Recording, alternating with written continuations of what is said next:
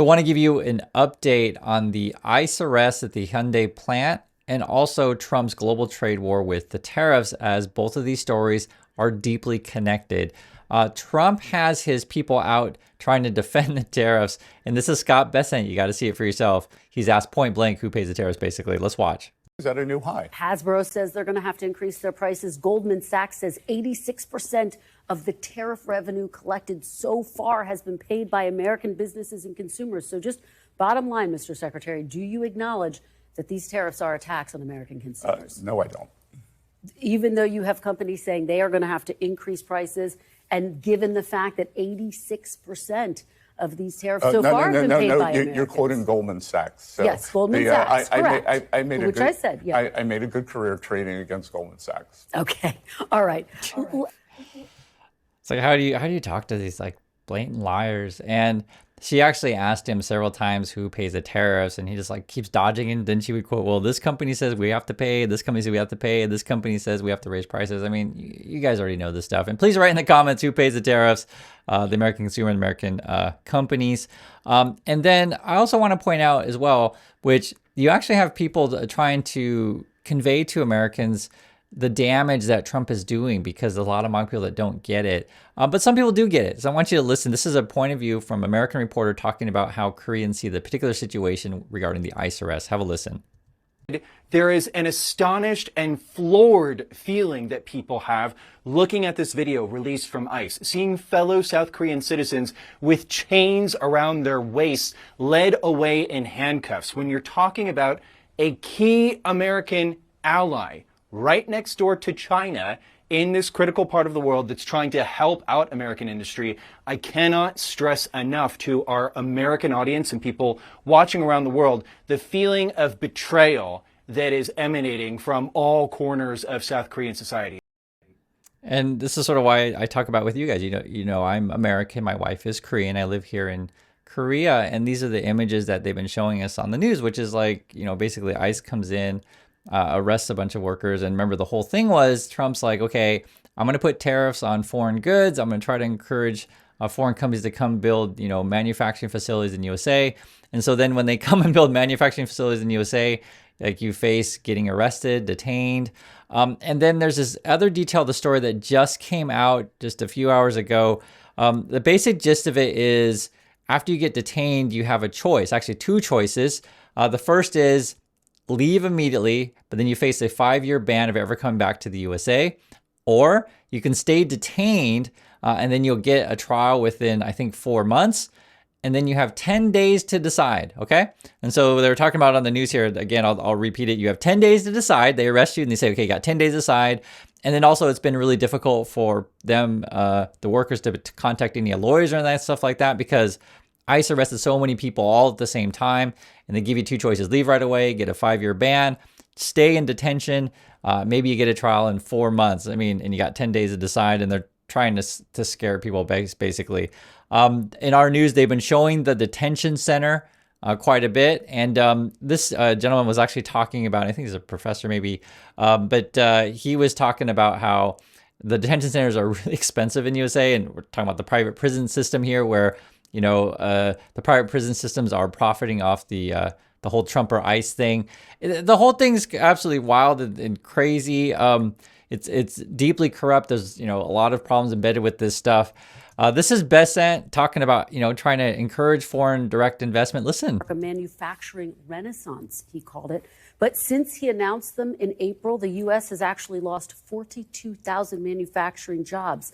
Are these numbers proof that the tariffs are failing to produce the manufacturing jobs that President Trump promised? Again, Kristen, it's been a couple of months, and with the manufacturing sector, as you know, we can't snap our fingers and have factories built. So what we're seeing is a record amount of investment intentions. We've seen a CapEx. Right. And so she was giving him numbers of like, I mean, the numbers are showing under Trump, you're losing manufacturing jobs. And then Bessent's like, wow, you know, just give it time because we can't just snap and bring the factories here. And then that's why I'm showing you this stuff where, you know, so then, okay, so then a, you know, Korean company like Hyundai is like, all right, we'll build some facilities there. And then they start arresting the Americans, ICE, the the Trumpers started arresting these people. And then in Korea, they're showing us reports of like, hey, this is the private prison that the our people are being detained at. And they're out front and they're talking about it's hard to get into them to talk to the people. Then I guess when they did talk to some of them, they were saying the facilities were cold. It was like a prison. I mean, it's just this whole thing is asinine, right? And what message does this send around the world about doing business in USA? Like, can you do business with these people when you risk, if you send people from your country to do, again, set up shop in order to train Americans, to give Americans thousands of jobs, is what we're talking about here. And then you face going to prison. That's what they've been talking about in the news here in Korea. Like, how would you, and then they give you like 10 days to decide on whatever deal.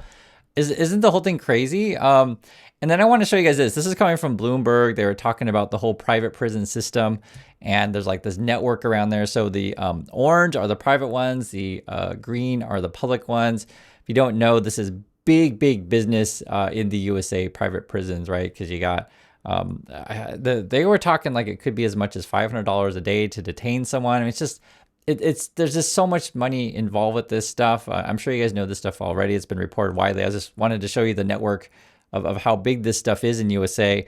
And then they lie about tariffs and stuff nonstop. Listen to more what Basent has to say here. Well, no. That's the fact. Okay, let's keep moving, though, because I want to talk about what U.S. companies are saying right now, Mr. Secretary. The New York Times wrote this about John Deere, the impact that tariffs are having on that company. Quote, last month, John Deere said net income in its most recent quarter was down 29% from a year earlier. Higher tariffs have cost the company $300 million so far, with nearly another $300 million expected by the end of the year. This summer, the company laid off 238 employees across factories in Illinois and Iowa. What do you say to companies like John Deere who say these tariffs are hurting them? Well, first of all, Kristen, if you're quoting the New York Times, that's not a fair observer. And two, but these are statistics. That's this is about John Deere, not about the New York Times. That's one company that they have cherry picked. At Treasury, we have about 2 management teams come through a day, and overwhelmingly, we are hearing from companies they plan to increase capex, they plan to increase employment. We are seeing what's going to be a record amount of foreign direct investment. And for every John Deere, we have companies who are telling us. And so she went through and listed all these companies that are like, hey, we got to pay tariffs. And then Besson's like, wow, but look at all these companies who are investing in USA. And that's why then I have to show you. So then when you have, say, Hyundai investing in USA, then the workers get arrested. I do want to point out, though, that there are Americans who get what's going on here and how stupid the MAGA logic is. Listen to this gentleman here talk about it.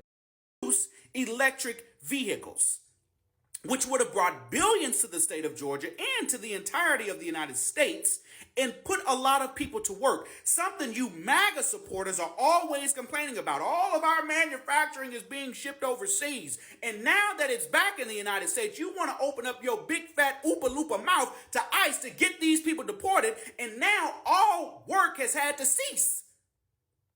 And we've just damaged our relationship with one of our closest partners in Asia. I mean, do you people not think? It's this type of ignorance and silliness that got us Donald Trump in the first place, because you people just blindly do stuff. And now you just cost the state of Georgia jobs and money. I mean, what a stupid mother. And he was, he said it really well. But, and he was referring to, you can watch my last video. There's this MAGA person claiming, all these bad things are going on Hyundai and go arrest everyone, right? And this is like, what is it? How does it even make sense? Again, Trump's tariffs, the whole idea was to encourage foreign companies to come and build, factories. So they do said thing, and then the MAGA people get upset and call ICE on them. And country around the globe. But let me ask you, if the Supreme Court rules against you on these tariffs, is the administration prepared to offer rebates? So, Kristen, I am confident that we will win at the Supreme Court, but there are numerous other avenues that we can take. They diminish President Trump's negotiating position, but there are numerous in terms of, and remember, this isn't about the dollars, this is about balance. The dollars are an after amount. Would you offer So- rebates, though? Are you prepared to offer rebates? So we would have to give a refund on about half the tariffs, which would be terrible for the Treasury. And you're prepared to give those refunds? Well, I mean, there's no be prepared. If the court So says it, we according have to do it. Besson, I guess they're going to be possibly giving refunds. I say according to him, but you never know. I think with Trump, there's a high possibility of Trump be like, tariffs? What tariffs? I don't know any money. Where did the money go? Right? I mean, we'll see. I think there'll be a big fight on that. Regarding the disaster of the Treasury, yeah, I mean, they base their whole policy and their whole, administration on this whole tariff thing. That's why you have to connect the dots here, right? Put in tariffs, encourage foreign investment. Then you got your MAGA people calling ICE on said investment. It's so crazy. What else does Besson have to say? The economy did add nearly 500,000 manufacturing jobs under former President Biden. In this case, since April, again, you're actually losing manufacturing jobs. Is that problematic for your policy? Well, a couple of things, Chris. We're going to get the revisions for last year next week, and there may be as big as an 800,000 job downward revision. Again, this would be the second downward revision, so I'm not sure what these people who collect the data have been doing. It's good. We need good data. He kept going on and on about revisions to the numbers. So I guess if you don't like the numbers, hire your own people to BLS and then just talk about revisions. So he's going on about, well, under Biden, we're just going to download, down and revise all of those Biden numbers, and we're going to up revise all the Trump numbers. That's kind of what he's saying during this thing. And I'm just like, are we just openly talking about cooking the books? Is that what we're doing here? Regardless of what Besson says, you will know your own situation. You will know the prices at the store. If you work at a company that imports goods, you will know the taxes you have to pay. Don't let these people just lie to you nonstop. And this is sort of why, guys, I ask people in the community, hey, what's going on the ground? What's the situation at the register, right? What's the situation if you're a company having to pay these taxes? How much are you passing on to consumers, right? These are just honest, real discussions about this stuff. But it's frustrating to talk about these things because these people are just nonstop lying, talking about the MAGA and the Trumpers. And I think you guys know this stuff. You come to the channel and we try to talk about reality and have real discussions about this stuff with you. So here's my question though, and this is just the reality. If indeed the Trumpers come and arrest you at ICE, arrest, and then they detain you, and then they say you have 10 days to decide which deal do you take. Do you want to stay on trial? Then I guess maybe your trial's in 4 months. Or do you just say, you know what, I'm going to leave and then face a 5-year ban from the USA? That's the two choices that they've given people. I do want to hear your thoughts on this. Thank you for your time, and I'll catch you all in the next video.